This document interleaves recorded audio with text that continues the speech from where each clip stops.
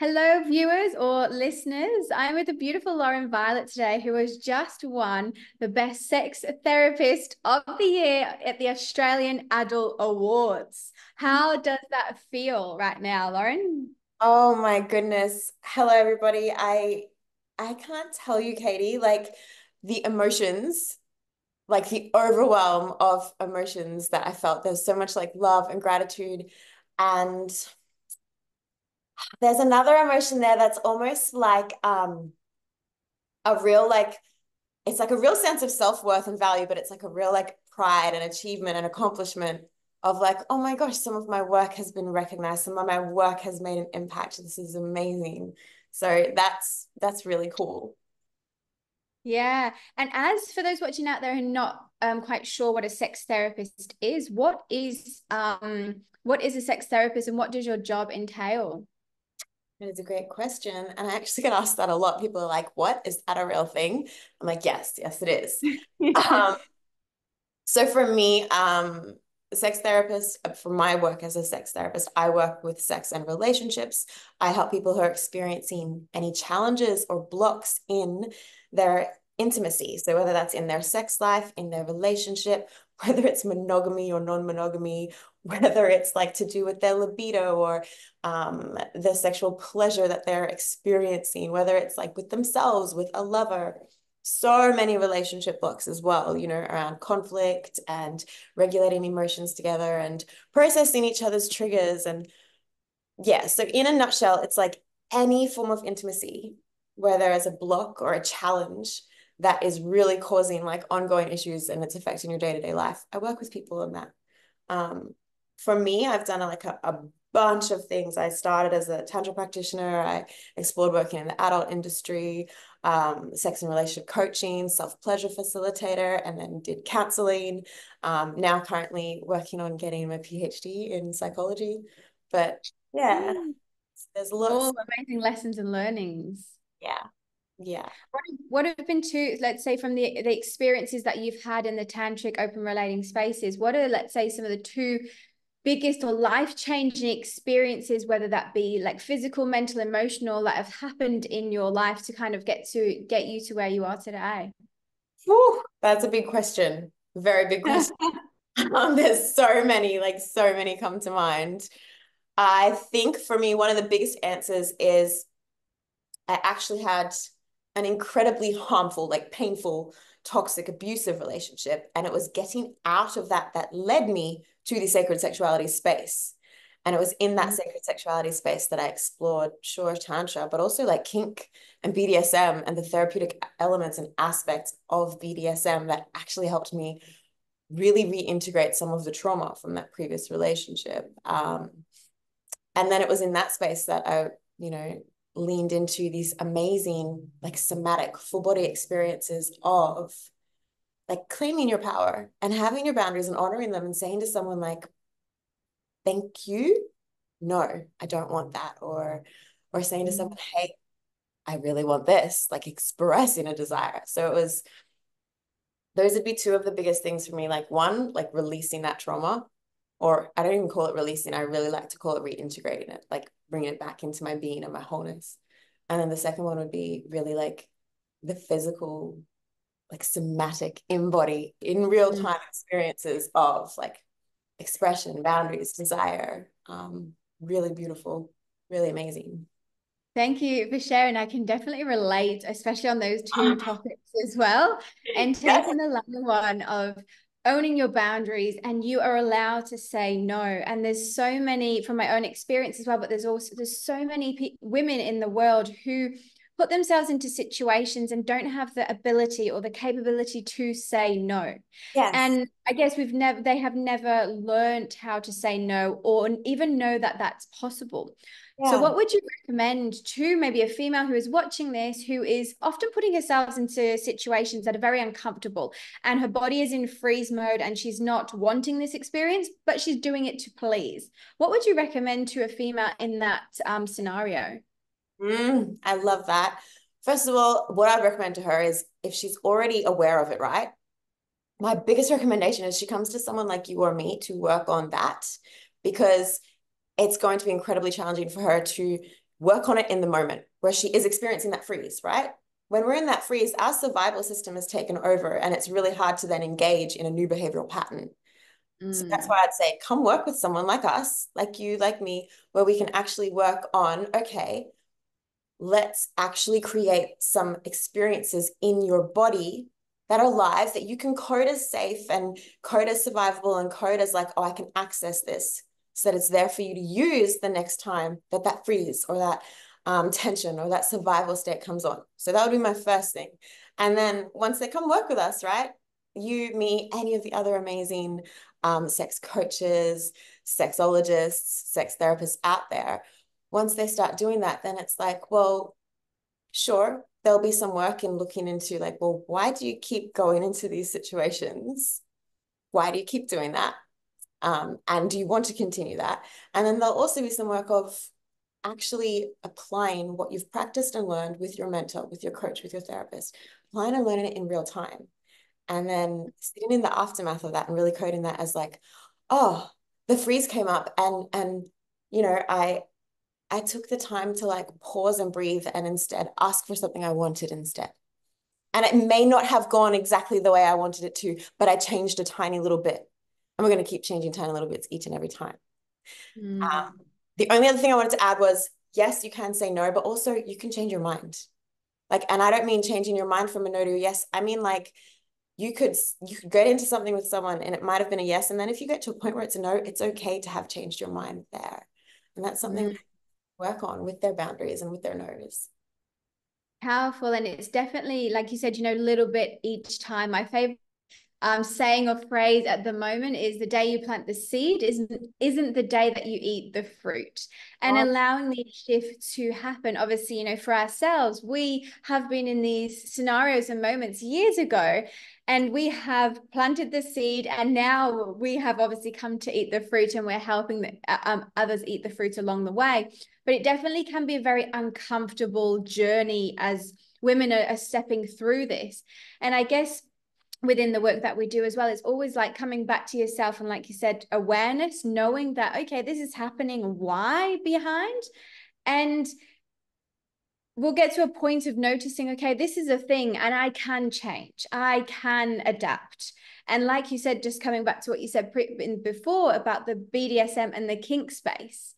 Now, also, this is a very yummy topic as well. It's definitely one of my favorites. And using modalities like BDSM, when you have your boundaries and consent in a healthy space, is going to encourage you to speak up and to say no and to say, okay, this is maybe a 10 for me, or this is, I'm okay at just a 3 today. I remember we have had some experiences together that's included wax play, and food play was a big favorite of ours. Yes. And during these experiences, you have, whether you're doing this with girls or in a sensual self-pleasure with your partner, this is a great moment to step into communication and to be able to voice what you actually want and what you're okay with and what you're not. And it's kind of like, I like to see it as a game. Take it as playful, take it as fun. You're not there with not needing to be tied up and to be abused. That is not the world of the kink and BDSM. It's all about allowing yourself to have the pleasure that comes from, let's say, pain in a way. If we're going to use wax play, for example, if for those who don't know what wax play is, we have specific candles that can be used in the bedroom, and when they are ignited with the fire and the passion, there's being poured over the skin. And for example, if you can tap into this and be using, obviously before we go on to the body, we can just use it on the hand. And you may think, okay, this is comfortable, this is not. And speaking into that, is this put too far for me? Is this too much pain? Or actually behind that initial feeling, I can actually come into feeling that pleasure. And that's just an example of how you can learn into stepping into that communication around, obviously, kink and BDSM, or whips and chains would be another one, right? Loggers, paddles, any sort of restraint, whether it's cuffs or bondage like ropes, yeah, all of that. And Sometimes the pleasure as well, it's not in the physical sensation. The pleasure is in actually entering a dynamic. And this is where the healing element and the therapeutic element of BDSM is. It's entering into that dynamic of communication is essential. So you enter into this space where you have to use your communication tools and they get on it. So it's like you're literally curating an experience where you've communicated your wants and needs, desires, boundaries, and then you're curating an experience where you can surrender, but you can say no, you can say stop, you can say a safe word. And that's something that most people haven't had outside of, you know, a specifically set up scene. And that's where the healing starts, is like the hardcore difference between BDSM or abuse is consent. And the healing is in, like, for me, like the one of the big experiences that I was talking about earlier is I entered into this kind of like a reenactment. And I was like, you know, I haven't been able to tolerate any asphyxiation play for a long time now because of some traumatic things that happened. And he entered into this agreement with me. We set up the scene. I described to him my fears, my concerns, the things that usually come up for me. I said exactly what I wanted him to do. And I was like, this is my safe word. I only want you to stop if I say this word. I want to be able to scream no at you. I want to be able to scream whatever I need to scream or yell, or I want to be able to freeze if I need to freeze, and have a safe word or a tap sign. And that's where the healing was in, is that the traumatic experience, I didn't have those things and I wasn't able to access them or use them. And so instead, my boundaries, my body, my spirit, my soul got violated. But in this curated sense, the dynamic was like, oh, I can say those things and it's safe to. And that's where, like, the pleasure is in finding, like, oh, I have the pleasure of using my voice to speak, or I have the pleasure of surrendering and trusting that this person has me and they're not going to do anything that I haven't already agreed to. Fucking amazing. Yeah, I can feel that. I can feel that. And there is so much power in that, in the healing space, but how you can use that in the bedroom, and you're in your most vulnerable states when you are in the bedroom, and imagine the power that you have to be able to speak up in your most uncomfortable moments, and how that also can transfer into life as well. When you are coming across moments in any area of life, how you need to speak up, and you know, if you can tap into those in your most emotional vulnerable states, the beauty is there to come through. But it's about using your voice, and it's about speaking up into that, and which definitely can be uncomfortable, but having my journey was very similar as well.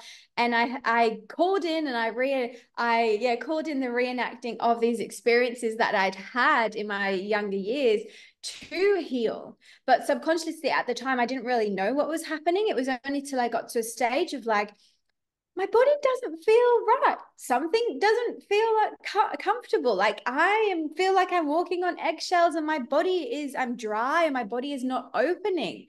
And that was for me a moment of like, okay, now this is my own journey, my own healing journey of what I need to step into. And finally coming to a beautiful, masculine, grounded man who was able to hold me in those spaces and warm me up in a way to comfortability, warm me up into a way of a safe space, warm me up into acknowledging and allowing my yes and no's to be desired and acted upon.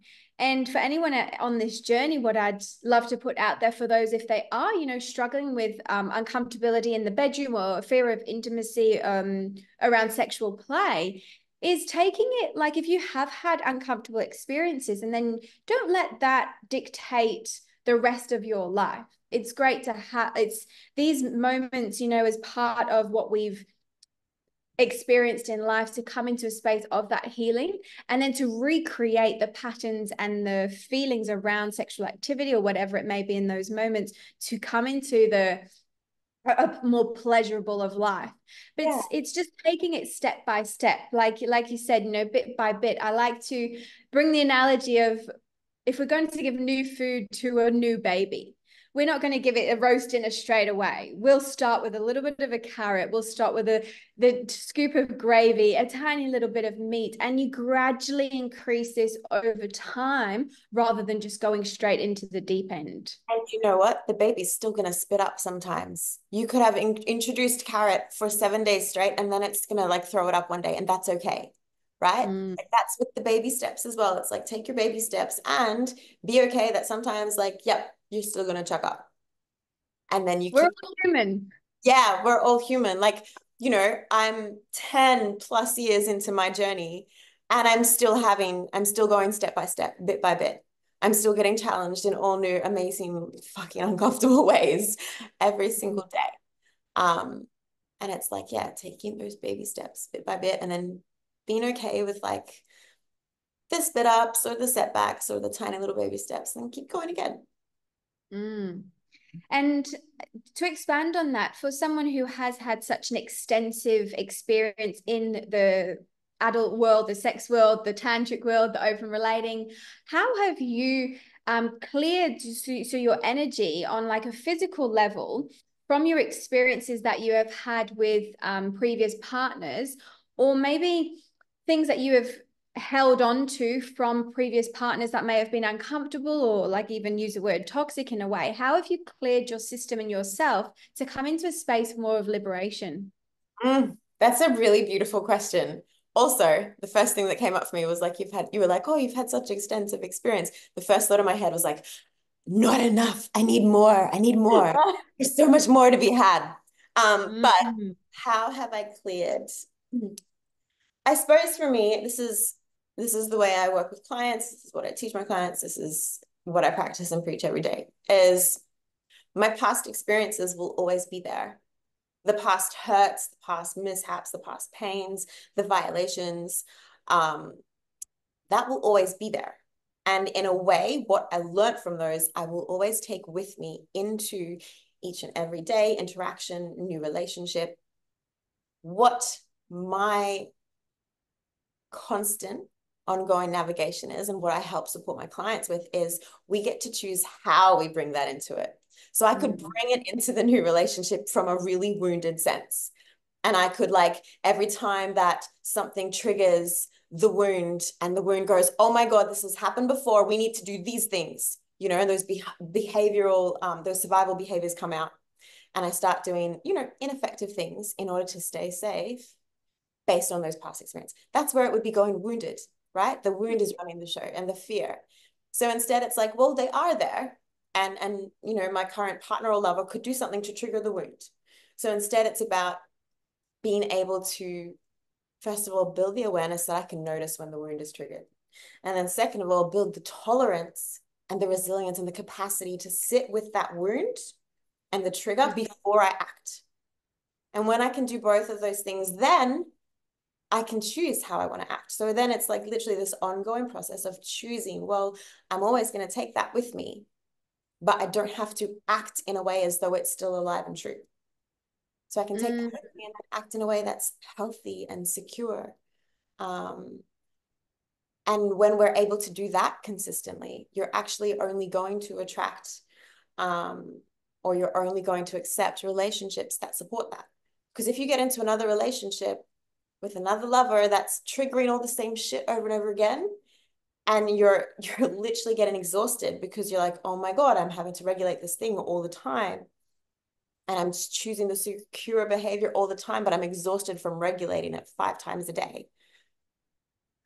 From your highest, like, I'm not wounded anymore place, you're not actually going to stay super long in that.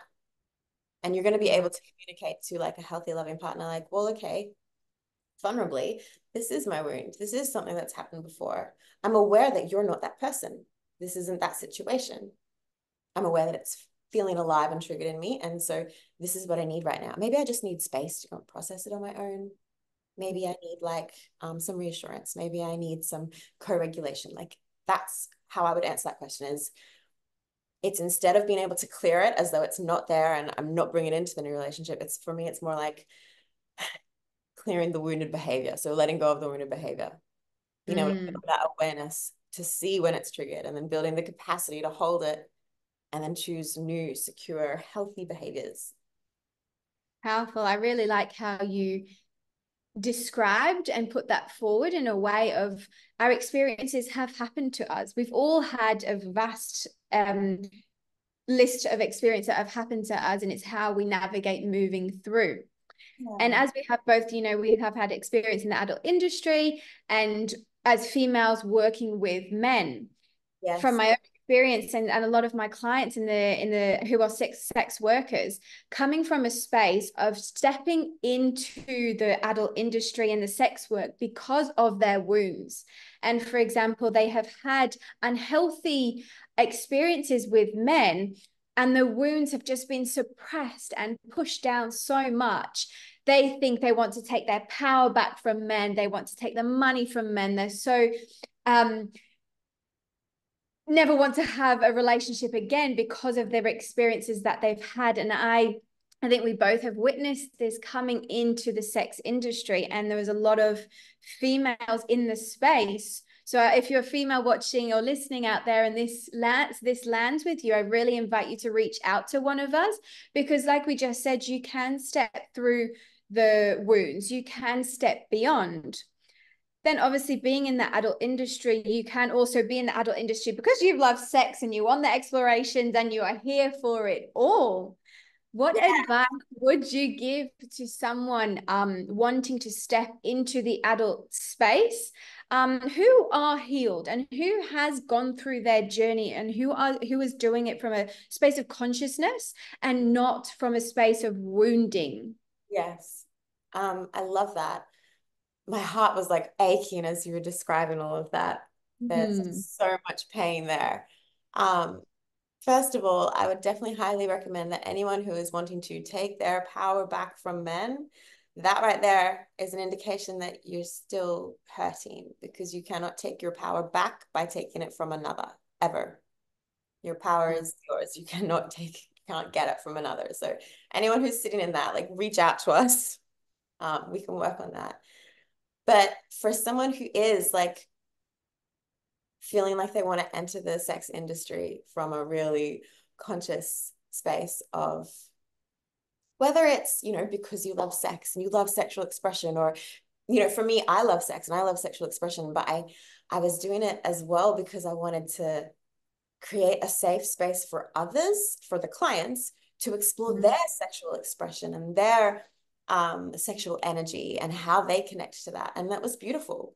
And sometimes that meant telling clients no. So I remember I didn't step into the sex industry until after I had started working in the sacred sexuality space. And I do remember the very first time, I mean, I started off in a strip club. And I do remember feeling all of this fear come up, fear of men, like, oh, they're going to, and it was all around like, they're going to take something from me or they're going to hurt me. Mm. And the beauty in for me was actually being able to hold a safe space where I could hear all of them. And I was like, well, just because they want something or express a desire for something doesn't mean that they're going to take that or that I have to give that. And the beauty, especially as a stripper, in saying no to a client was like, I wasn't taking power from them. I was just claiming and standing in my own power and going, thank you for your expression. That's a no for me. Mm. You know? So for anyone who is wanting to get in from like a really conscious space, my best advice would be to get really clear on, I suppose, why. Get really clear on Mm. your why. Like, what's driving you? What are you looking to get out of it? And also to really remembering how we said it's those baby steps forwards, but then you're still going to have fuck ups. Remembering that in your journey into the sex industry, you're still going to have fuck ups. That's fine. It's the same as anything. So you could come at it from a beautiful, conscious, I'm so aware and I'm so going to enjoy this space, and you can still have fuck ups and bad experiences. That's Mm. okay. Remembering it's how you're able to respond to them and hold yourself through them. Yeah. And something that was coming through then is knowing your why, definitely, but also knowing more about yourself. So knowing what your yes is, knowing what your no's is, what we kind of spoke about earlier, the more that you have the ability to speak up, Yeah. you'll be in healthier environments and moments where you're putting yourself in, and you will know if your body is feeling uncomfortable or feeling like it's in a free state. then this is not a healthy moment. And then not to put yourself into that, rather to use your communication and to use your words and to this is not okay for my body. I'm not feeling comfortable right now. And to give yourself space and time rather than rather putting yourself into the uncomfortability too much. Yeah. And also, like, not even just in the moment, but noticing how you feel afterwards. I remember having this Mm. experience where afterwards I just felt like I had given myself away. I felt like I had not valued myself enough. And it just felt like I wasn't in a freeze survival. It was probably more like a shame. It was more like a lower shame feeling. And I was like, ah. And I got to take that experience and learn so that the next time I actually communicated, like, that's okay. I don't want to do that. I'm not going to do that. And there's so much power in that. There's so many lessons to be learned in listening to your body throughout the whole process, before, during, after, and then using that communication of your body to then learn more about yourself, what you want, your yeses, your nos, your boundaries, your excitement, all of it. And we often do a lot of the work that I do in the sensuality space is coming out of the mind and into the body. So we can feel and comes from a space of actually truth and what we're actually really desiring in life, and not just what we think we should be doing because of conditioning or society, in a way. I like to Mm. say our body, like the feelings and sensations we have in our body, it's communication. It is our being communicating to us, our feelings, our sensations. It's like the interface that communicates to us, Mm.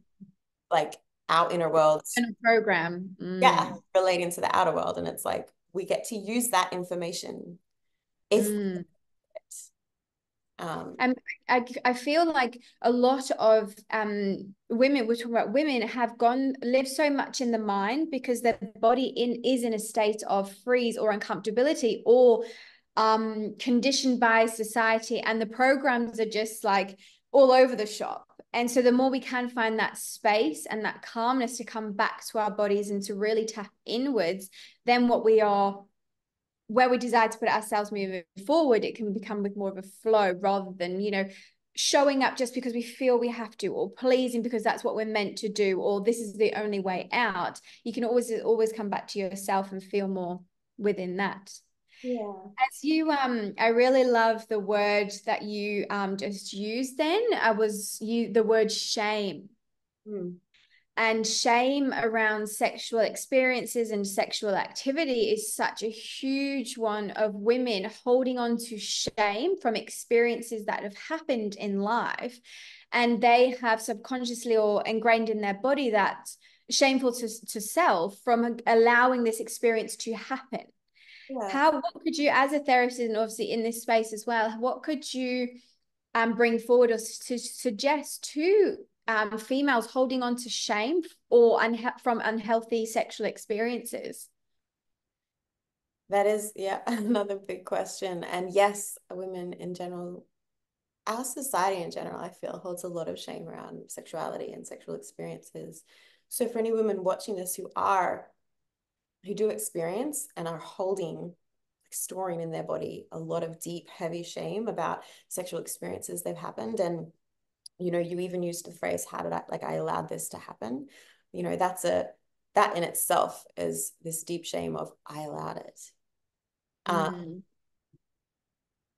There is a huge process there of actual self-forgiveness, because the thing is, and I can speak into it because I've experienced it.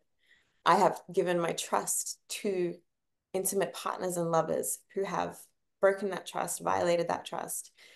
And I have sat with the shame of how could I allow this to happen over Mm. and over again? And the journey was never about forgiving them or coming to, any sort of resolution with them. The journey there with that shame, because the shame is about me, it's about who I be. So it's a journey of self-forgiveness, self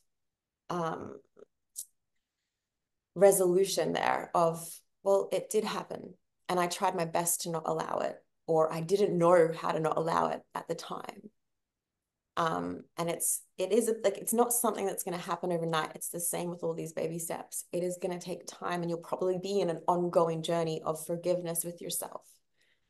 But once you do, like, work on that self relationship there, and you're able to forgive yourself and come into acceptance, and a resolution of the things that were broken or violated or not respected, the shame will start to release. It will get lighter. The more that you Mm. like, you can't release the shame until, like, you literally pick it up and hold on to it. Like, pick it up in your hands and look at it and go, oh, this is what it is. And then working through that with yourself. Yeah. Thank you. Thank you for sharing.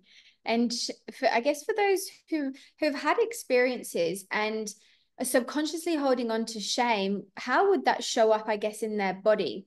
And moving into probably, like I've said, fear of the intimacy or unhealthy experiences, or not wanting to put those into those, not wanting to put yourself into sexual experiences, or having that fear, which can be maybe a dark feeling. So I guess if anyone is listening out there and are feeling these feelings, knowing that you have experienced something, but just quite unsure why these happenings are happening, reach out to someone, reach out to a therapist, or get your best friend and just start talking about the experience.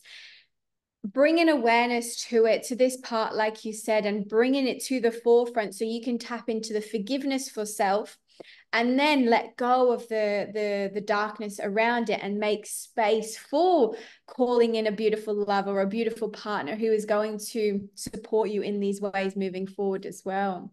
Yeah. Yeah. Mm. And remembering too, for anyone watching this, the way that that shame is going to show up in your body and in your interactions with others. For some of you, it may be blocks and it may be resistance and it may be fear of intimacy. But for some of you, it may be more like complete dissociation, which means actually you'll be having lots and lots of sexual interactions, but quite dissociated. So remember, it can show up in so many different ways. Some of you, it'll experience like literal pain in your body, especially during intimacy. Some of you might have a lot of numbness, a lot of disconnect. So just be really mindful if you're watching this. The shame and the heaviness will be like, you'll be able to feel it at either after or during or in moments where you're alone. But just pay a lot of attention to your body so you can start that journey of forgiveness. And your body, like, right? We're reconnecting to our body and like forgiving our body and our body forgiving us and coming into a better relationship there. And tapping into those practices, like you said, so we can come into the beauty of life that waits us on the other side. Yeah.